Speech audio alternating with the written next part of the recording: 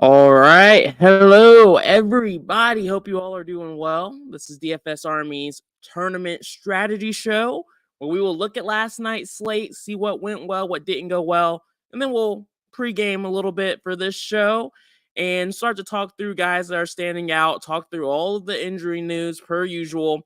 Then pre-lock show, we'll talk through execution, what the actual game plan is, and go from there. That is, of course, for VIP members only. In the description if you're curious about that. Let's go ahead and jump right into it, guys. Last night felt like I was being targeted. It was one of those slates where it felt like everyone we forced exposure to got hurt. We saw it with Kessler. We saw it with a long laundry list of people. Pretty much everyone who got hurt last night were guys I forced exposure to. So yeah, not the best night for me, but there were some plays, especially when we look at last night's tournament winning lineup, that we were on. So, some things went well. A lot, mostly due to injury, just didn't go as well. What's up, Dave? Yeah, even Marvin Bagley, he was someone else who got hurt. Just one of those. Kyle, what's good, man? But sports betting, man, was fantastic last night. Sharp app, I will give them a shout out once again. There's a link in the description if you're interested in that. But we hit on the Ducks last night, who were pretty large underdogs. Tattoo gave me some great NHL plays as well. We hit on the Heat. That was a whale play from the Sharp app that crushed. So yeah, if you are into sports betting, that is the place. But DFS is still great too. Cameron Payne, once we found out he was starting, he was a very obvious play. I didn't make Cameron Payne a core play, but I had about 50% exposure to him. So over the field there. Jordan Poole, light playing guards against the Bucks first and foremost, but also they were missing Kuzma last night. So Jordan Poole was someone else we had plenty of exposure to. Aaron Wiggins wasn't someone that I was extremely high on. When it comes to those Thunder players, when SGA is out, Wiggins, Isaiah Joe, Cason Wallace, guys like that, they're viable plays in those situations, but they never really stand out too much for me from just how I'm going to force exposure to it. If the domination station puts players like that in there naturally, I'm fine with it, but I'm never going to force those kind of situations. Giannis was someone that we forced exposure to. He was super chalky. That wasn't a surprise. Anthony Gill did great last night. We did see him start, so he wasn't like the biggest surprise in the world, but he definitely did benefit because Bagley went out. Trey Jones was someone that was either mentioned on this show or the pre-lock show yesterday. We did end up forcing some exposure to Trey Jones just because of some of the guys that the Spurs have ruled out, and he was extremely low owned, so that panned out pretty well. Bryce Sensabaugh, I was under the field on. He ended up being pretty chalky with just some of the guys Utah had out. Bryce was in the mix and worth having some exposure to. He went off. And then Victor Wembanyama, of course, I forced exposure to him pretty much every slate, and that went well. So a little bit of mixture there, but the injuries really just made last night brutal for me. But let's look at today's slate. Fresh start. Some of the same teams on it, though. Lakers are on the back end of a back-to-back. Of course, there's questions around, hey, will LeBron play? Will Anthony Davis play? Coach Ham did say that he believes they will be available. So it looks like both LeBron and Anthony Davis are on track to play. Who really freaking knows? When it comes to the NBA, you just have to be prepared for random guys to get ruled out or just be questionable as we get later, closer to lock. For now, I'm going to cautiously be optimistic and be thankful that we have this news early. If everyone plays here and there's no injury news, then Anthony Davis is going to be the guy that I force exposure to. I don't know what his ownership is looking like yet. We don't have that in just yet, but I would expect him to be relatively popular.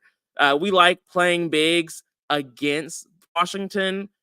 Yes, them being on the back end of a back-to-back concerns me, but Anthony Davis and the Lakers in general blew out the Raptors so early, they didn't see 30-plus minutes. So I'm not overly concerned about the back end of a back-to-back here, but it is still worth noting. But as of right now, AD is really the main guy I'm forcing exposure to. You can make an argument for LeBron James or D'Angelo Russell, but I like other players a bit more.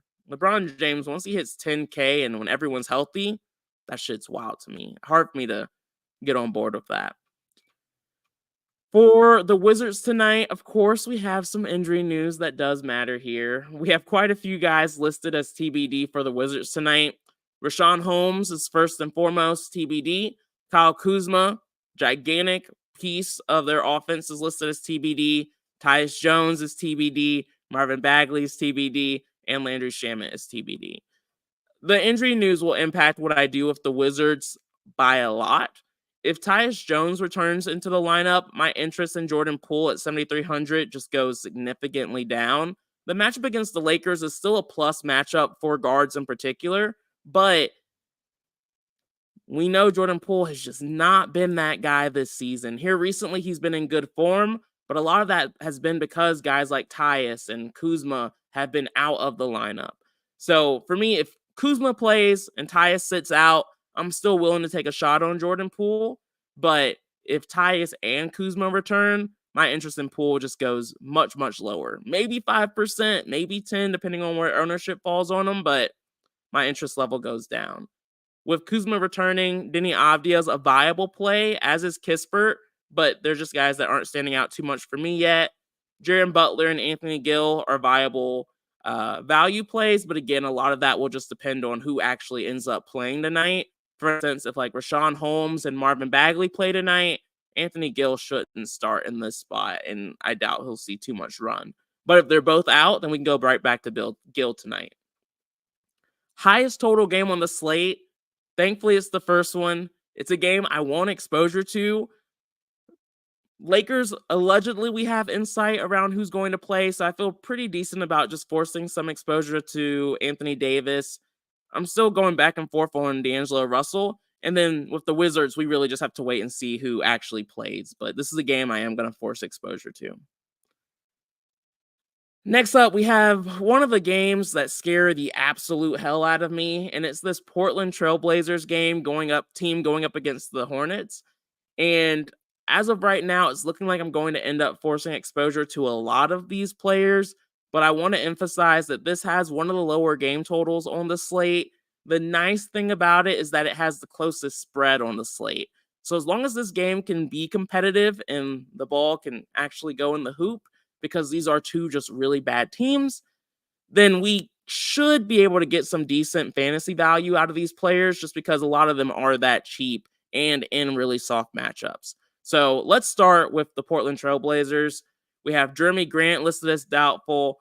Minaya is doubtful. Simons is out. Matisse Thybulle is out. All of the guards, Brogdon, Sharp, etc., have been out for a while now. So no real new injury news that's making things more interesting, but they are still missing a lot of people and bodies. And that's why I like so many of these players going up against a pretty bad Hornets defense.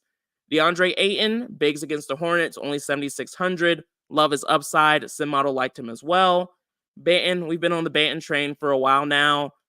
Sim model also liked him. I also like the matchup and the price tag. I'm always nervous to see where ownership will fall. I'm hoping these guys aren't too chalky, so I can avoid putting like a 15 to 25% min on all of them.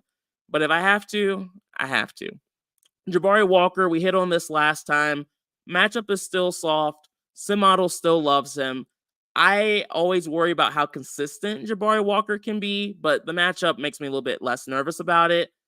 And price tag. Chris Murray, very similar situation. These are all just guys who are seeing 30 plus minutes in an extremely soft matchup, which is why I'm planning on just forcing exposure to all of them. And I didn't want to forget about Rupert either.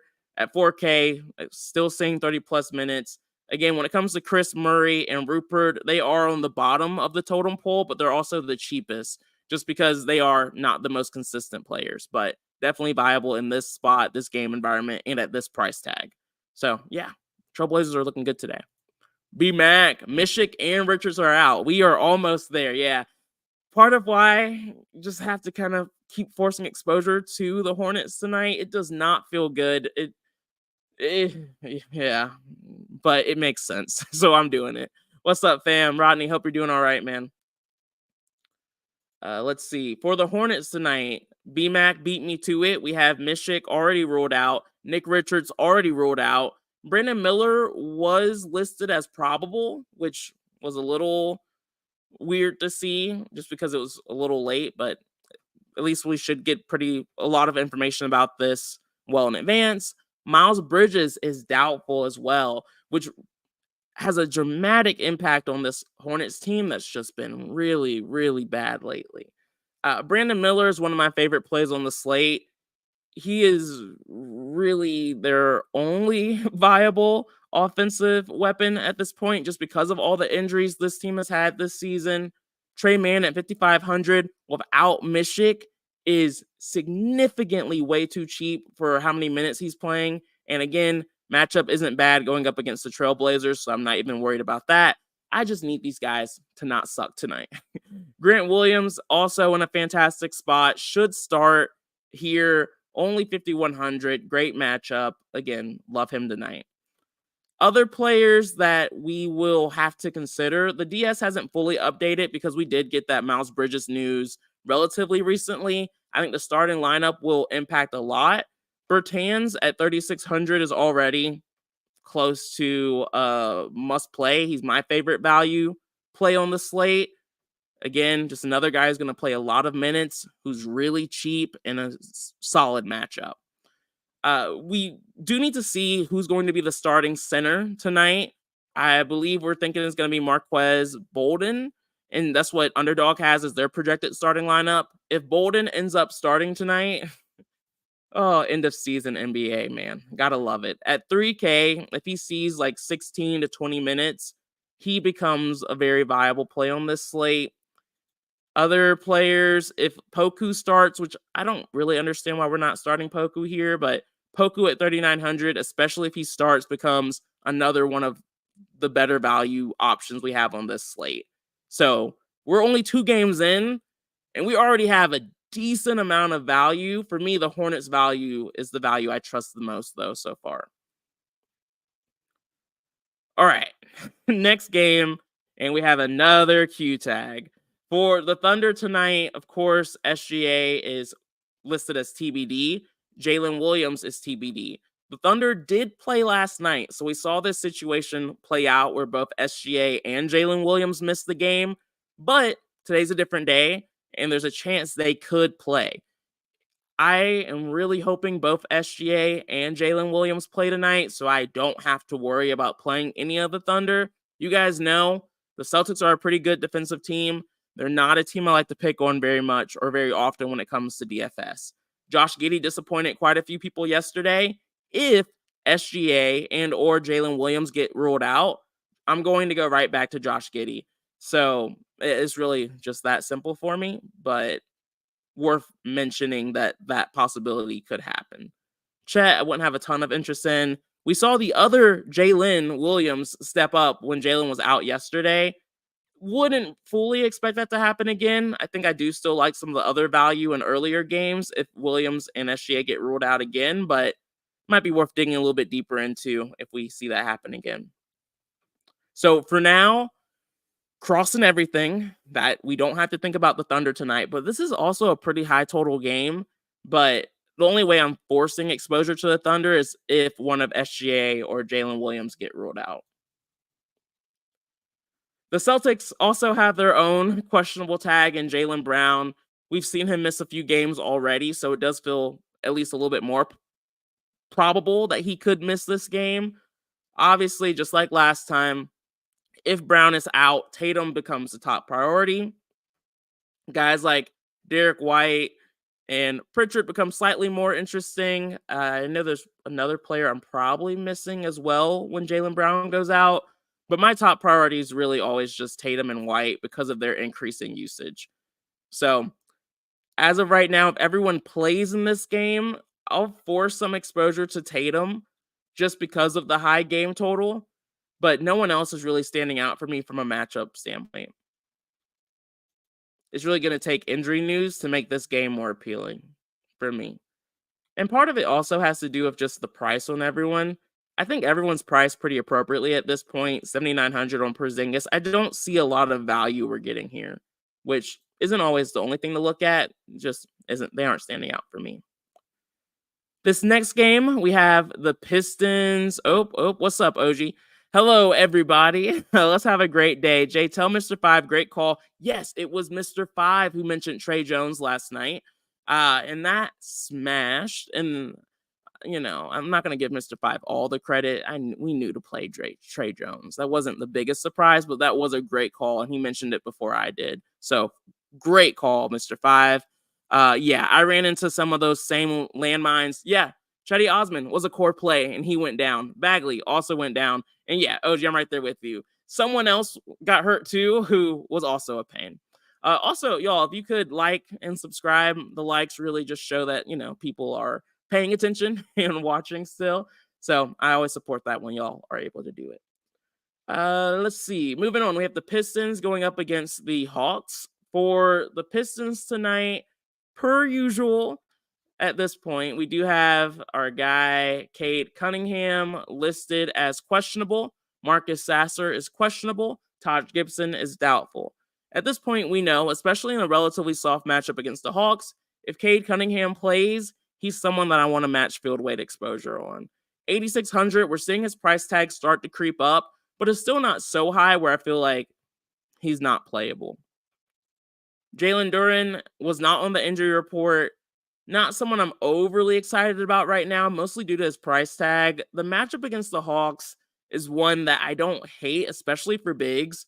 And so I've taken shots on Duren before in these spots where he's not seeing a lot of ownership or when he's not projecting well. I'm going to dig a little bit deeper into it as the day progresses. But as of right now, I'm still not overly excited about it, mostly just due to the price tag. And then Mitu and Tassan are projecting pretty well. Tassan Evbumanwan, I'm never going to say that right. He is a starter now for the Pistons, and we do have him projected to start. I think he's a fine play in the 3,900 range. I mentioned we have quite a few viable value options on this slate. He's someone that I plan on having some exposure to, but I'm still prioritizing the Hornet players over him. That could change if Cade gets ruled out and if Sasser gets ruled out, mostly just from like a usage rate standpoint. He could be a bit more involved, whereas the Hornets are missing so many of their high usage players that the players who are 3,900 there are going to be more involved from a usage rate standpoint. Whereas if Cade plays for the Pistons, then the likelihood that Tassan goes out there and does jack shit is way higher. All right, next up, we have the Hawks going up against the Pistons. The Hawks are relatively healthy at this point. No new injury news. DeJounte Murray has been that guy. He just does everything for this team. There are other pieces I was tempted to take some shots on earlier today. Players like Jalen Johnson, Clint Capella were on my radar, maybe even Bogdanovich, but ultimately not enough stood out for me to want to force exposure to them right now. But I am going to continue to see if we're missing anything there. DeJounte Murray is really the only piece I am going to force exposure to as of right now. Everyone else, I'm just okay with them showing up naturally. I doubt I'm going to have too much Kobe Buffkin tonight. Maybe a little bit, maybe just a sprinkle, but don't really want more than 5%. For the Pacers side of things going up against the Nets, we do have Miles Turner listed as questionable. I feel like this is something that we saw a lot at the start of the season, but but we know, we know what we know, that when Miles Turner sits, and more than likely, if he sits, we see guys like Isaiah Jackson move into the starting lineup at 4,200. Jackson becomes one of the best plays on the slate. I keep saying this because I'm trying to emphasize that we have quite a few very, very viable value plays potentially on this slate. And so I'm just trying to not get too excited over any one or two value pieces. I like to balance those out a good bit when I can. Unless it just becomes too obvious. Isaiah Jackson's one of those two obvious ones. You just play him. Pat Bev, yep, he's another one. Kessler also got hurt last night. Luckily, I didn't have much of either of them. Yeah, I had a crap ton of Chetty Osman. And then Pat Bev, I had a decent amount of. Yeah, I had a lot of all of them.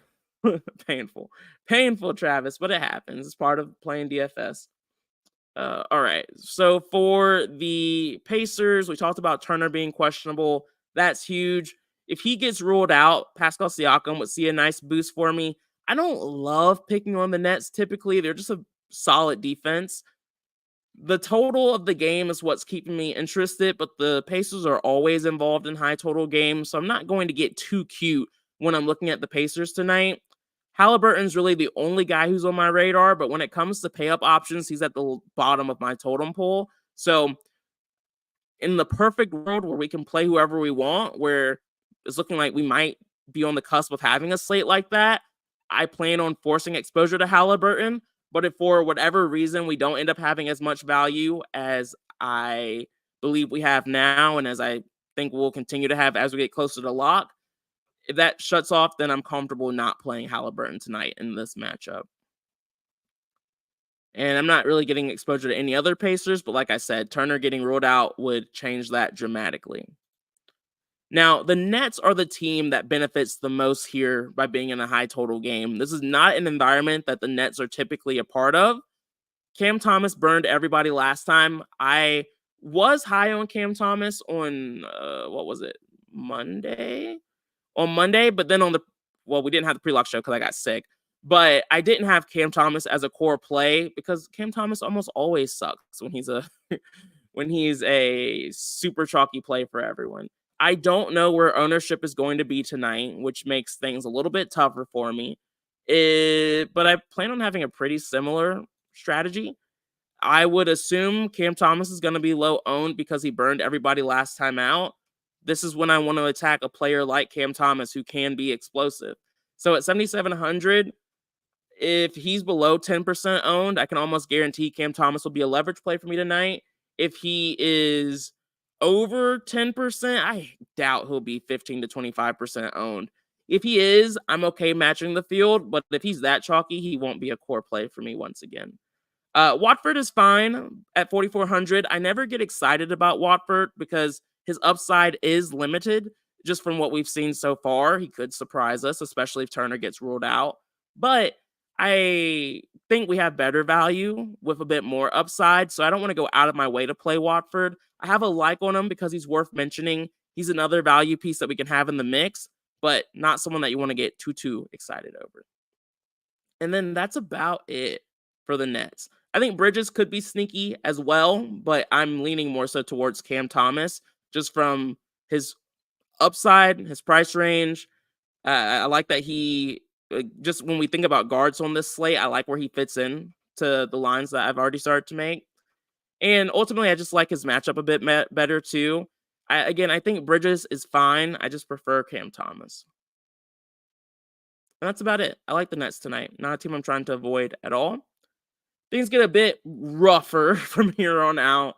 Magic going up against the Pelicans. This is not a team I like to play in general, especially when they're healthy and they're in a relatively soft matchup.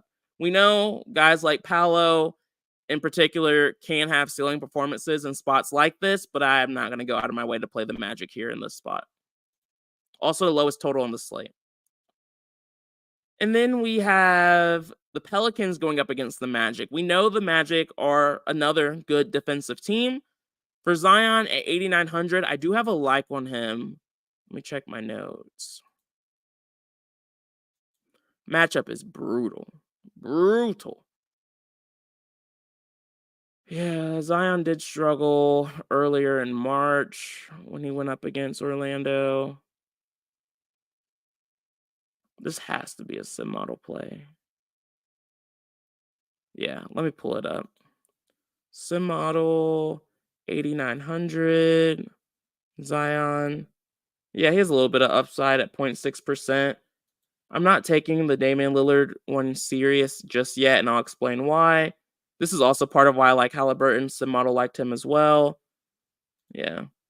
So Zion's someone I just plan on matching the field on. Personally, I don't like the matchup. I don't understand the matchup, but we've seen these scenarios have worked out before where the sim model is kind of on a guy, even when the matchup is tough. I'll usually, especially if they're low owned, force some exposure to him. If he's seeing 15 plus ownership, I'm just going to take the fade. Outside of that, CJ's priced appropriately to me. The only Pelican I'm potentially looking at outside of Zion is Trey Murphy at 6,600. Just with Brandon Ingram out, he's been so much more involved, seeing a crap ton of minutes. So he's viable. I just don't love the matchup here. So the Pelicans aren't a team I'm trying to find reasons to play. For the Raptors going up against the Timberwolves, no. Just no. That's it. Just no. For the Timberwolves going up against the Raptors, this is a spot that we want to go out of our way to target. As of right now, there's no injury news to really talk about or look too closely at. For me, it's easy. It's going to be an Anthony Edwards night and a Rudy Gobert night. Naz Reid and Mike Conley are showing up a little bit in some of my early runs, but I expect them to show up a lot less once the domination station solidifies and updates what it wants to do with the Hornets. And then also just some of the other value pieces we saw from the Portland Trailblazers as well, and a little bit from some of the other teams we touched on. But I'm not trying to great matchups. So if they show up below 20%, I'm fine with that. But I'm not trying to make Naz Reid or Mike Conley a priority for me on this slate. I'm okay with a little bit of leverage, but don't need them ruining my night when there's some really good plays on this slate in the earlier games. For Memphis tonight, they didn't stand out for me too much either. From an injury news standpoint, we have John Concher listed as doubtful. Desmond Bane is out. Watanabe's out. Don't love picking on the Bucks too much these days with anyone that's not a guard. Jaren Jackson Jr. at 8,100. I understand the play. I just don't love the matchup. The Bucks front court has been a lot better here recently. Luke Kennard is viable at 5,200, but again, I think we're going to have some better guard options than Kennard tonight with a little bit more upside. Let's see. Similar situation with Goodwin. Clark, 4,200 viable, but again, I still think we'll have some better value plays there than him as well. But again, these aren't guys I'm going to X out. They're just guys I know I'm not going to have more than 25% or more at this point. Things can change, but at this point, I'm not planning on that. The Bucks are interesting. Damian Lillard is listed as TBD. Patrick Beverley is also listed as TBD. The Bucks are on the back end of a back-to-back. Today's Wednesday. They played last night. And so last night, Damian Lillard didn't play. Patrick Beverley played. I had a lot of Patrick Beverley. Beverley got hurt during that game. Apparently, their coach feels like the injury to Beverley wasn't that serious, and so they feel like there's a decent chance he might play tonight. But who knows? He's currently listed as TBD, so we'll have to wait and see. If Damian Lillard and Patrick Beverley are both ruled out, I'm going to have to look a little bit closer at their guard situation to just kind of see who benefited the most yesterday from that situation, and just so far this season when this has happened, who benefits with both of those two guys off the court. If Lillard is out and Patrick Beverley plays, I'm playing Patrick Beverley, no questions asked. A lot of people are going to be concerned that he might get injured again. Very reasonable and logical concern, but the matchup against the Grizzlies doesn't concern me at all, and he's only 4,900. Again, he's not going to be a core play for me because we do have some really strong guard plays on this slate, but he's someone that I don't want to completely forget about either if Lillard does get ruled out.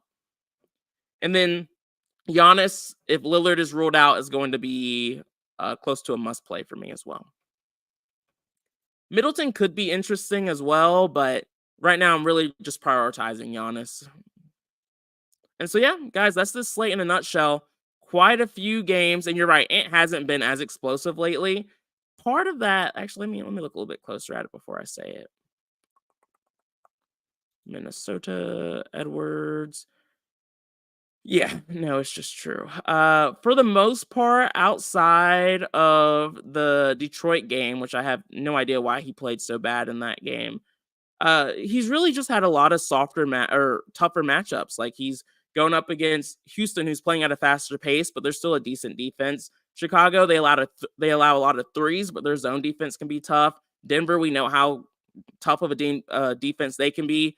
Golden State, Cleveland, not teams to laugh at there. So he's had some tough teams he's been going up against.